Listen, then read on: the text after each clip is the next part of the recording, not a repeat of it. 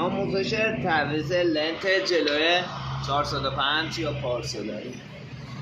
برای تعویض لنت جلو ماشین رو حرکش کنیم، چرخ رو باز میکنیم، با استفاده از یه دوسو اهرم میکنیم، پمپ رو کاملا جمعش میکنیم،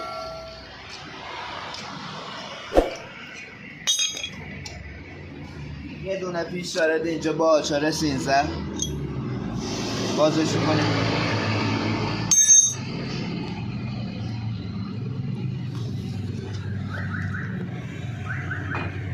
میدیم به سمت بالا. لنت هیچ وقت نذارین تا این آخر خوردش دیکسا نابود میکنه. یه طرف سیم داره، سمت داخل میندازیم،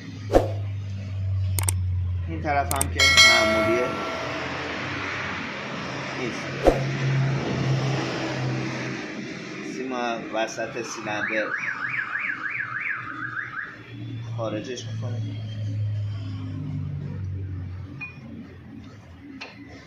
دو فنه رو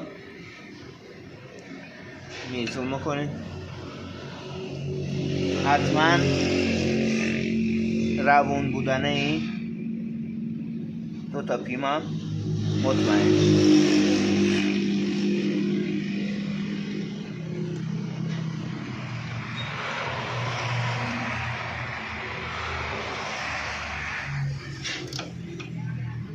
میریم از سمت پایین.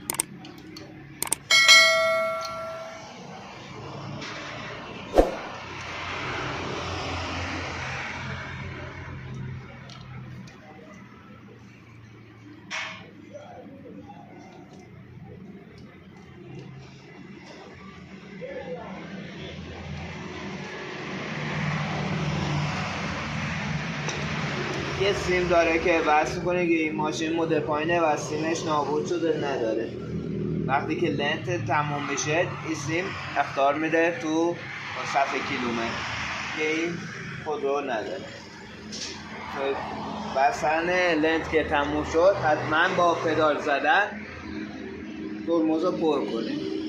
این هم از آموزش تعویض لنت جلوی 405 پارس هستم. امیدوارم از این آموزش خوشتون اومده باشه.